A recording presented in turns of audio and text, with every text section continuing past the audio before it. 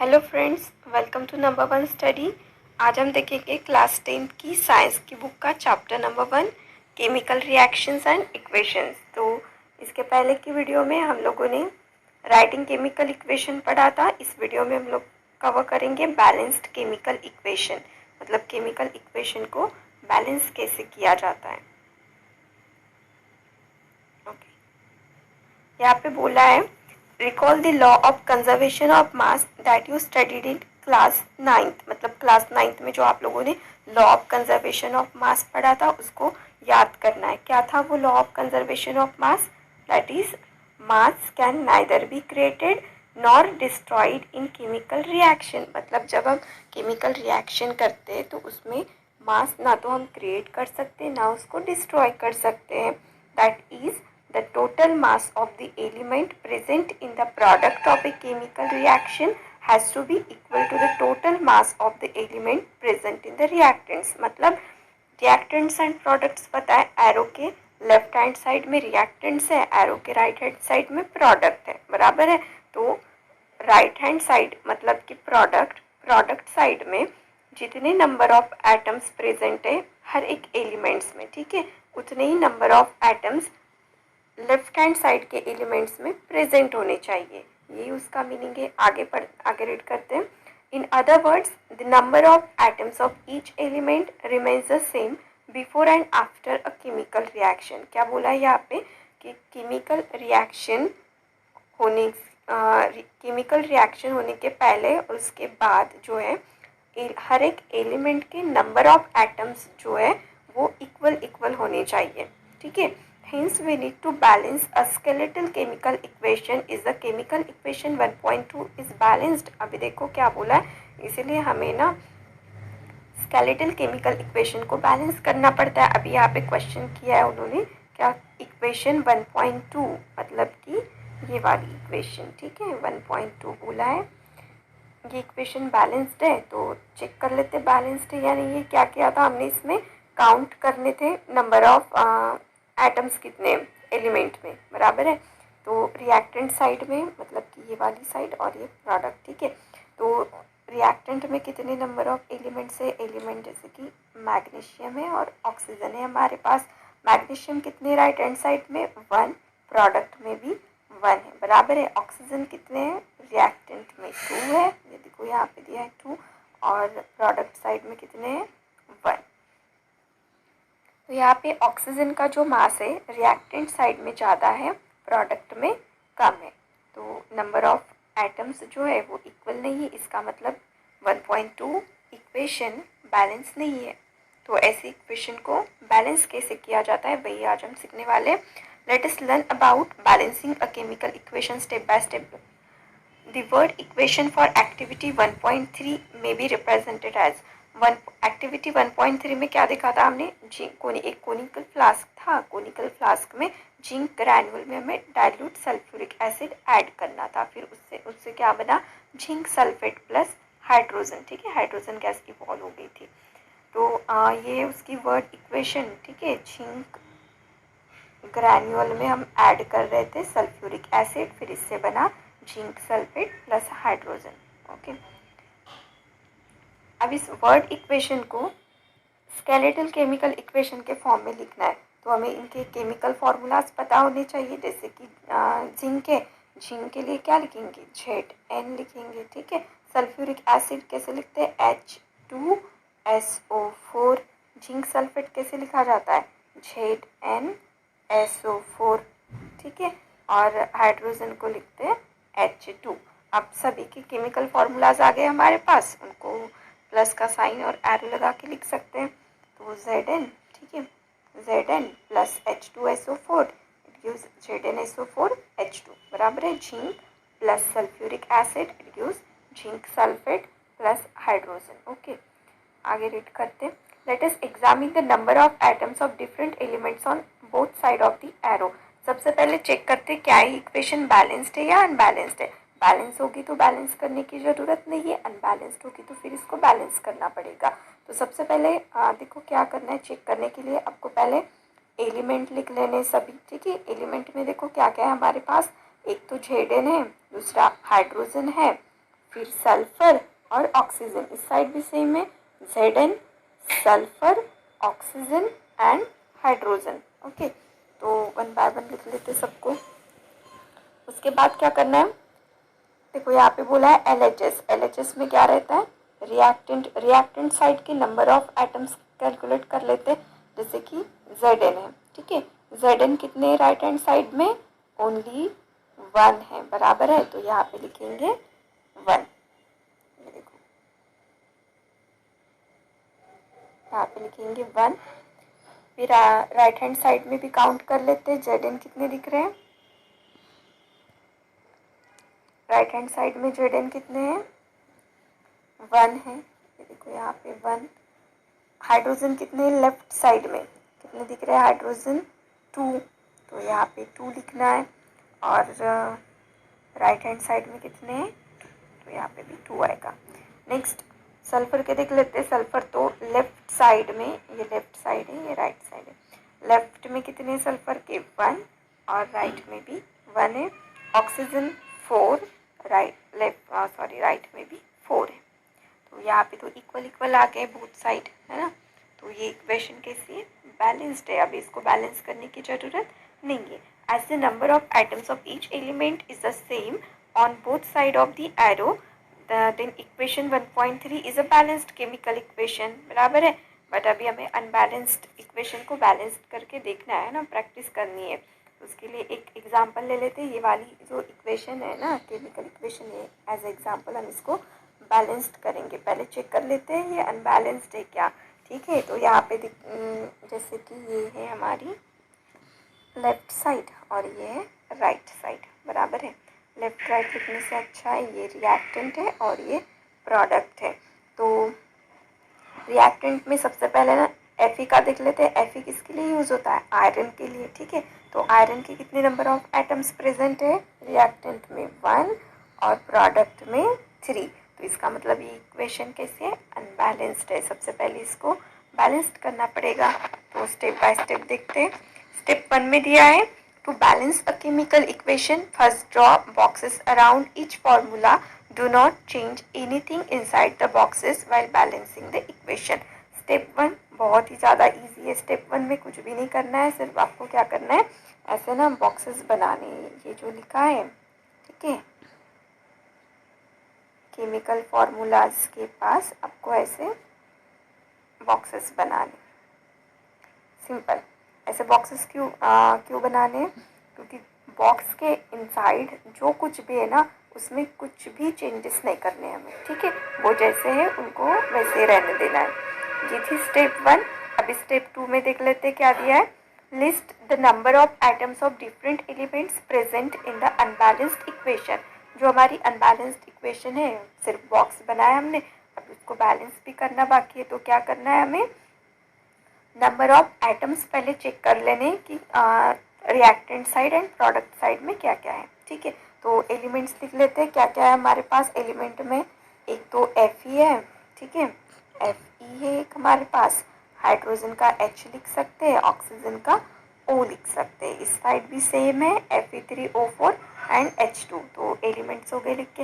उसके बाद काउंट कर लेते हैं number of atoms in reactant. Reactant मतलब कि ये वाली साइड हमारी और ये प्रोडक्ट ये वाली साइड, ठीक है। तो Fe आयरन के कितने हैं, रिएक्टेंट साइड में कितने हैं, ओनली 1, तो यहाँ पे 1 आएगा। राइट साइड में देख लेते हैं Fe3O4 में कितने हैं, Fe3 है, तो यहाँ पे 3 लिख लेंगे। हाइड्रोजन के चेक कर लेते हैं, यहाँ पे क्लियरली दिख रहा है 2 है, तो 2 लिखेंगे, और प्रोडक्ट में भी 2 है। ऑक्सीजन चेक कर लेते हैं। रिएक्टेंट में ऑक्सीजन ओनली 1 एंड प्रोडक्ट में ऑक्सीजन के हैं कितने हैं, 4, ठीक है। तो 4 यहाँ पे आएगा। ये कर लिया। अभी स्टेप 3 में देखते क्या करना है। It is often convenient to start balancing with a compound that contains the maximum number of atoms, it may be a reactant और अ प्रोडक्ट। अभी स्टेप 3 में ये बोला है कि अगर हमें बैलेंस करना है केमिकल इक्वेशन को, ठीक है, तो इसको ना आसान बनाने के लिए क्या कर सकते हैं हम, ऐसा कंपाउंड लेना है हमें इक्वेशन से जिसमें ज़्यादा नंबर ऑफ एटम्स है। अभी देखो कैसे ज़्यादा नंबर ऑफ एटम्स, जैसे कि इस वाली इक्वेशन में सबसे ज़्यादा नंबर ऑफ एटम्स किसके दिख रहे हैं, इस कंपाउंड के दिख रहे हैं, बराबर है, ये सभी क्या है, कंपाउंड है, ठीक है। तो Fe3O4 इसमें सबसे ज़्यादा नंबर ऑफ एटम्स दिख रहे हैं, तो इसको ही लेंगे। अभी Fe3O4 को ले लिया, अभी देखते हैं आगे क्या करना है। इट में बी अ रिएक्टेंट और प्रोडक्ट, हाँ मतलब आप रिएक्टेंट से भी ले सकते हो, नहीं तो प्रोडक्ट से भी, ठीक है। Using this criteria we select Fe3O4, तो इस क्राइटेरिया का यूज करके किसको सिलेक्ट किया हमने, Fe3O4 को सिलेक्ट किया, बराबर है। And the element oxygen in it, there are 4 oxygen atom on the right hand side and only 1 on the left hand side. अभी देखो ऑक्सीजन को देख लेते हैं सबसे पहले। Fe3O4 में ऑक्सीजन कितने हैं, 4 है, ठीक है, प्रोडक्ट साइड में। रिएक्टेंट साइड में ऑक्सीजन कितने हैं, 1 है। तो सबसे पहले ना ऑक्सीजन को ही बैलेंस करेंगे, ठीक है। ऑक्सीजन को बैलेंस करने के लिए देखो क्या करना है, एटम्स ऑफ ऑक्सीजन, ठीक है, और यहाँ पे लेना है रिएक्टेंट में कितने हैं और प्रोडक्ट में कितने, ये बताना है। तो इनिशियल देखो, इनिशियल मतलब स्टार्टिंग में क्या था हमारे पास, क्या था, ये वाला H2O में ऑक्सीजन कितने हैं, 1, और Fe3O4 में कितने हैं, 4। तो देखो इसको लिखेंगे कैसे,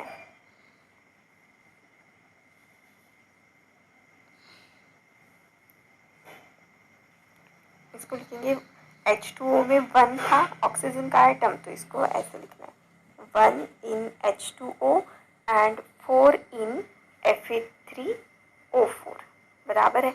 अब देखो रिएक्टेंट में ऑक्सीजन के number of atoms only 1 and product में ऑक्सीजन के नंबर ऑफ एटम्स 4। तो आपको ना हमेशा जो ज़्यादा नंबर ऑफ एटम्स है, ठीक है, उसमें कुछ चेंजेस नहीं करने, जो कम है नंबर ऑफ एटम्स उसको हमें इसके जैसा बनाना है, सेम बनाना है। तो प्रोडक्ट में कितने हैं, 4, तो हमें रिएक्टेंट में भी 4 ऑक्सीजन एटम बनाने पड़ेंगे।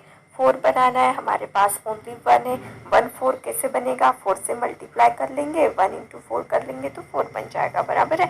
तो वही करेंगे, 4 से मल्टीप्लाई करना है, मतलब 4 लिखना है H2O में, मतलब इस वाली रिएक्शन में इस कंपाउंड के पास हमें लिखना है 4। अब 4 को कहाँ लिखेंगे, यहाँ लिखना है या यहाँ लिखना है, ठीक है। तो 4 को ना यहाँ नहीं लिख सकते, ये बिल्कुल रॉन्ग है। अगर यहाँ पे लिख देते हम 4 को तो केमिकल फार्मूला जो है वो चेंज हो जाएगा, हमें केमिकल फार्मूला चेंज नहीं करना है उसका। तो देखो यहाँ पे क्या दिया है, to equalize the number of atoms it must be remember that we can not alter the formulae of the compounds or elements involved in the reaction। वही है जो मैंने बताया अभी, हम केमिकल फार्मूला जो है वो चेंज नहीं कर सकते। अगर 4 नीचे लिखेंगे ना, ओ के पास लिखेंगे तो वो केमिकल फार्मूला चेंज हो जाएगा, ठीक है, वहाँ पे लिखना रॉन्ग होगा। आगे देखते क्या दिया है, for example to balance oxygen atom we can put coefficient 4 as 4H2O। देखो तो 4 को कहाँ लिख सकते हैं हम, H2O जो है ना हमारा, उसके आगे लिख सकते हैं कोएफिशिएंट की तरह, ठीक है, एंड नॉट H2O4 ऐसे नहीं लिखना है, केमिकल फार्मूला चेंज हो जाएगा। या फिर ऐसे भी नहीं लिखना है H2O/4 ऐसे करके भी नहीं लिखना है, ये दोनों जो है ना रॉन्ग है, ठीक है। आगे देखते हैं, now the partly balanced equation becomes, तो फिर इक्वेशन क्या बन जाएगी, पहले जो थी इक्वेशन उसमें 4 नहीं था, अभी हमने क्या किया, इसमें 4 को ऐड कर दिया, ठीक है, 4H2। अभी देखो कितने हो गए, 4 और H2 के, ये देखो ये 4 है और हाइड्रोजन के पास कितने हैं, 2, तो कितने हो गए हाइड्रोजन कितने हो गए, 4 2 जा 8, बराबर है। अभी इस साइड में 4 2 जा 8, हाँ, और ऑक्सीजन के कितने हो गए, यहाँ पे कुछ भी नहीं है, मतलब 1 है, तो 4 1 जा 4, ऑक्सीजन कितने हो गए 4। इस साइड देख लेते हैं, ऑक्सीजन कितने हैं, प्रोडक्ट में 4, और हाइड्रोजन कितने हैं हाइड्रोजन ओनली 2, अब क्या नेक्स्ट स्टेप में क्या करेंगे, हाइड्रोजन को बैलेंस करेंगे। ऑक्सीजन हो गया, अभी हाइड्रोजन को करना है। स्टेप 4 में देखो, Fe and H atoms are still not balanced, है ना। Fe भी नहीं है बैलेंस्ड, Fe के रिएक्टेंट साइड में only 1 number of atom present है और प्रोडक्ट में 3 नंबर्स ऑफ एटम प्रेजेंट है, बराबर है। तो दोनों में से किसी एक को करना है। Pick any of this element to proceed further, let us balance hydrogen atom in the partly balanced equation to equalize the number of hydrogen atom, make the number of molecule of hydrogen as 4 on the RHS। अगर हमें hydrogen को अगर balance करना है तो क्या करना पड़ेगा, देखो रिएक्टेंट साइड में, इस रिएक्टेंट साइड में हाइड्रोजन कितने थे, हाइड्रोजन के 8 थे, बराबर है। और इस साइड प्रोडक्ट में कितने थे, 2। तो हमें इस 2 को 8 बनाना पड़ेगा, 8 को 2 नहीं बना सकते, ठीक है। 2 को 8 बनाना है, मतलब कितने से मल्टीप्लाई करना पड़ेगा, 2 4 जा 8। जब 4 से मल्टीप्लाई करेंगे तो 8 हो जाएंगे। अब इस 4 को कहाँ लिखना है, यहाँ लिख सकते हैं क्या, मल्टीप्लाई 4 ऐसे लिखेंगे क्या, नहीं, ये रॉन्ग है, ठीक है, ऐसे नहीं लिखना है। हम 4 को है ना यहाँ पे लिख सकते हैं ऐसे, ठीक है। देख लेते हैं टू, हाँ अभी देखो एटम्स ऑफ हाइड्रोजन इनिशियल, देखो सबसे पहले तो इन H2O इस वाले में, ठीक है, H2O में, सॉरी 4H2O में कितने number of hydrogen atom present है, तो 4 2 जा होता है 8, तो इसलिए ऐसे लिखना है 8 इन 4H2O, ठीक है। इन प्रोडक्ट्स में कितने हैं, 2, तो इसको कैसे लिखेंगे, 2 इन H2, ठीक है। तो इस 2 को हमें बनाना है 8, तो करेंगे 4 से मल्टीप्लाई, 4 2 जा 8 हो जाएगा और हमारा हाइड्रोजन जो है वो भी बैलेंस हो जाएगा। तो फिर जैसे कि मैंने बताया H2 के आगे यहाँ पे लिखना है 4 को। क्लियर है यहाँ तक। अभी क्या बचा, Fe को बैलेंस करना बाकी है, उसका देख लेते हैं। Examine the above equation and pick up the third element which is not balanced. You find that only one element is left to be balanced, that is iron। सिर्फ एक बचा है, कौन सा वाला, आयरन बचा है ना, ये वाला। स्टेप 5 में हम आयरन का करेंगे। सेम प्रोसीजर है, एटम्स ऑफ आयरन लिख लेंगे। इनिशियल देखो कितने हैं Fe के पास, ओनली 1 है, तो यहाँ पे लिख लेंगे 1 इन Fe। इन प्रोडक्ट साइड में देख लेते कितने, 3, तो इसको कैसे लिखेंगे, 3 इन FeO4, बराबर है। तो प्रोडक्ट में ज़्यादा है 3 है, रिएक्टेंट में ओनली 1, तो 1 को हमें 3 बनाना है, तो 3 से मल्टीप्लाई कर लेंगे, तो आयरन के भी हो जाएंगे इक्वल नंबर ऑफ एटम्स, ठीक है। और फिर 3 को कहाँ लिखेंगे, Fe के आगे, ठीक है, as a coefficient. Now step 6 में देख लेते हैं। Finally to check the correctness of the balanced equation we count atoms of each element on both side of the equation, ठीक है। अभी चेक करना है क्या हमारी इक्वेशन जो है 1.8 इक्वेशन अभी बैलेंस्ड हो गई है या नहीं। तो इसके लिए क्या करेंगे, रिएक्टेंट साइड के एलिमेंट यहाँ पे लिख लेते हैं। देखो एलिमेंट के लिए ई लिखेंगे, ये रिएक्टेंट और ये प्रोडक्ट, ठीक है, प्रोडक्ट। एलिमेंट क्या क्या है हमारे पास, Fe है, एक हाइड्रोजन और एक ऑक्सीजन, ठीक है। रिएक्टेंट साइड में देख लेते कितने Fe 3, प्रोडक्ट साइड में कितने Fe 3, हाइड्रोजन के कितने 4 2 जा 8 है, देखो इनका मल्टीप्लिकेशन 4 2 जा 8 और ये 4 1 जा यहाँ पे, ठीक है, और ये 4 1 जा 4 है ना ऑक्सीजन के, तो ऑक्सीजन के हो जाएंगे 4। प्रोडक्ट साइड में हाइड्रोजन कितने हैं 4 4 2 जा 8 और ऑक्सीजन के तो क्लियरली दिख रहे हैं 4, तो यहाँ पे लिखेंगे 4। अब देखो आयरन 3 3, हाइड्रोजन 8 8, ऑक्सीजन 4 4, तो अभी हमारी जो इक्वेशन है वो कैसी है, बैलेंस्ड केमिकल इक्वेशन है, ठीक है। वही दिया है यहाँ पे, the number of atoms of elements on both side of equation 1.9 are equal, this equation is now balanced. तो अभी हमारी इक्वेशन बैलेंस हो गई. This method of balancing chemical equation is called hit and trial method. तो इस method को है ना hit and trial method बोला जाता है. ये देखो hit and trial method, as we make trial to balance the equation by using the smallest whole number coefficient. ठीक है, छोटे होल नंबर हम ले सकते हैं उसको बैलेंस करने के लिए.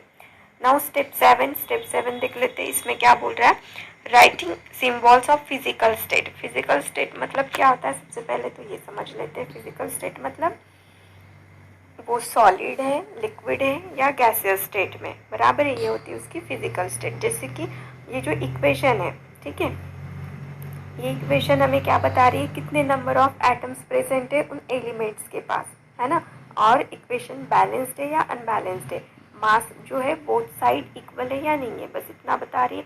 बट स्टेट फिजिकल स्टेट बता रही है क्या, नहीं. तो इसीलिए उन्हें उनका सिंबल लिखना भी जरूरी है. अभी देखो क्या दिया है, carefully examine the above balanced equation 1.9 equation को केयरफुली ऑब्जर्व करना है. देखो, does this equation tell us anything about the physical state of each reactant and product. क्या प्रोडक्ट या रिएक्टेंट के फिजिकल स्टेट के बारे में कुछ बता रही है क्या, नहीं, कुछ भी नहीं लिखा है. सॉलिड है, लिक्विड है, गैसेस है, कुछ भी नहीं दिया है वहाँ पे, है ना. No information has been given in this equation about their physical state, बराबर है, फिजिकल स्टेट के बारे में कुछ भी नहीं दिया है. तो to make a chemical equation more informative, the physical state of the reactants and products are mentioned along with their chemical formulae. तो केमिकल इक्वेशन को और भी ज़्यादा इंफॉर्मेटिव बनाने के लिए उन केमिकल फार्मूलाज के साथ हम उनकी स्टेट को भी लिख सकते हैं. क्या वो सॉलिड स्टेट में है, लिक्विड स्टेट में है या गैसियस स्टेट में, ठीक है, तो ज़्यादा इंफॉर्मेशन मिलेगी. The gaseous, liquid, aqueous and solid state of reactants and products are represented by the notation. तो इतने बड़े बड़े तो नहीं लिखेंगे, गैसियस है, लिक्विड है, गैसियस, एक्वियस है, सॉलिड स्टेट में, है ना. तो इनको नोटेशन फॉर्म में लिख सकते हैं. कैसे, गैसेस के लिए जी लिखेंगे, लिक्विड के लिए आई लिखेंगे, एक्वियस सॉल्यूशन के लिए AQ लिखेंगे, सॉलिड के लिए S लिखना है. ओके, अभी देखो यहाँ पे aqueous. The word aqueous is written if the reactant or product is present as a solution in water. Aqueous कब लिखना है हमें, ठीक है, एक्वियस कब लिखेंगे, अगर रिएक्टेंट या फिर प्रोडक्ट साइड में कोई सॉल्यूशन हमने यूज़ किया है और वो सॉल्यूशन में वाटर ऐड है, ठीक है, वाटर मिला हुआ है, या फिर मान लो वाटर का ही सबसे ज़्यादा उसमें यूज़ हुआ है, तो ऐसे सॉल्यूशन को एक्वियस सॉल्यूशन बोला जाता है. क्लियर है. अभी आगे देखते हैं. The balanced equation 1.9 becomes. तो फिर जो हमारी बैलेंस्ड इक्वेशन है 1.9, उसके साथ फिजिकल स्टेट की सिंबल लिख लेते हैं. Fe क्या है, Fe आयरन है ना, सॉलिड, तो S लिखेंगे. H2O के पास यहाँ पे गैसेस का G लिखा हुआ है, Fe3O4 के पास सॉलिड लिखा है और 4H2 के पास गैसेस का G लिखा है. अभी देखो H2O क्या होता है, यहाँ पे ये वाला H2O होता है वाटर, है ना, वाटर होता है, बराबर है. बट यहाँ पे क्या फिजिकल स्टेट क्या लिखी है उसकी, जी मतलब गैसेस फॉर्म में. तो ऐसा क्यों दिया है, देखते हैं. Note that the symbol G is used with H2O to indicate that in this reaction water is used in the form of steam. इसका मतलब इस रिएक्शन में वाटर का यूज़ हुआ है, बट किस फॉर्म में, स्टीम, मतलब कि भाप, है ना, भाप क्या है, स्टीम क्या है, गैसेस फॉर्म में. तो इसीलिए वहाँ पे H2O के पास G लिखा है.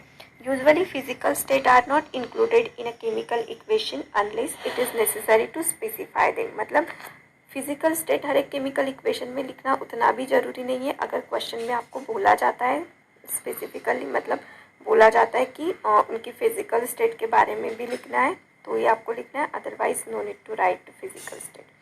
Sometimes the reaction condition such as temperature, pressure, catalyst, etc. for the reaction are indicated above and or below the arrow in the equation. For example, अभी यहाँ पे बोला है कभी कभी reaction condition जैसे कि टेम्परेचर हो गया या फिर उसका मतलब टेम्परेचर कितना लग रहा है, प्रेशर कितना लग रहा है, ये भी लिखना पड़ता है केमिकल रिएक्शन में।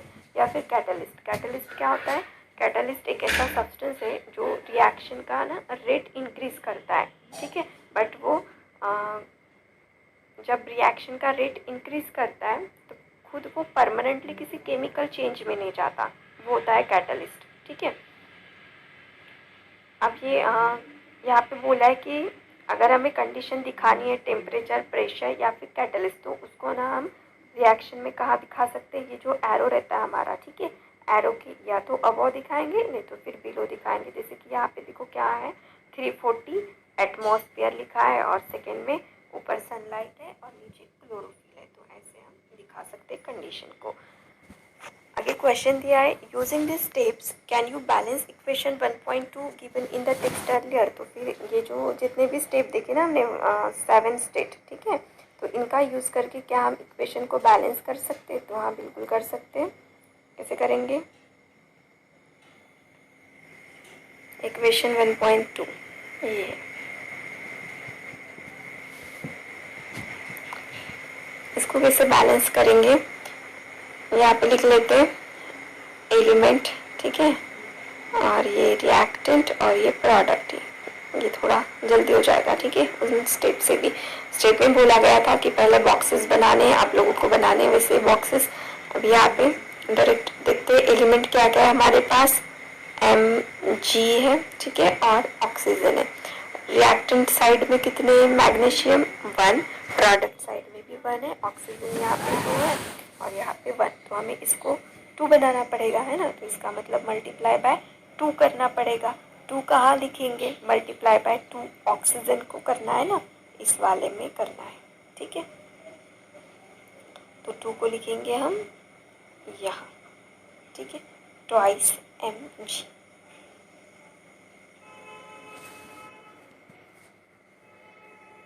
ठीक है, 2 को यहाँ लिखेंगे, ट्वाइस Mg हो जाएगा। उसके बाद अब जो है काउंट कर लेने ऑक्सीजन के, यहाँ पे तो 2 हो गए और रिएक्टेंट में भी 2 है। बट अब मैग्नीशियम के देखो, मैग्नीशियम के प्रोडक्ट में जो है ना, प्रोडक्ट में कितने हो गए मैग्नीशियम के, 2 हो गए और रिएक्टेंट साइड में कितने, 1। तो अब इस 1 को भी क्या बनाना पड़ेगा, 2 से मल्टीप्लाई कर देंगे, ठीक है। 2 कहाँ लिखना है, कोएफिशिएंट की तरह आगे लिखना है, ट्वाइस Mg। अब ये जो इक्वेशन है हमारी, इक्वेशन जो है बैलेंस्ड हो गई। अब फिजिकल स्टेट भी लिख लेते हैं। मैग्नीशियम के पास यहाँ पे लिखेंगे, रुको एक मिनट, मैग्नीशियम के पास ऐसे ब्रैकेट करके S लिखेंगे, ऑक्सीजन के पास गैसेस दिखाना पड़ेगा, MgO के पास फिर से सॉलिड S दिखाएंगे, ठीक है। तो ऐसा करके हम इक्वेशन को बैलेंस कर सकते हैं।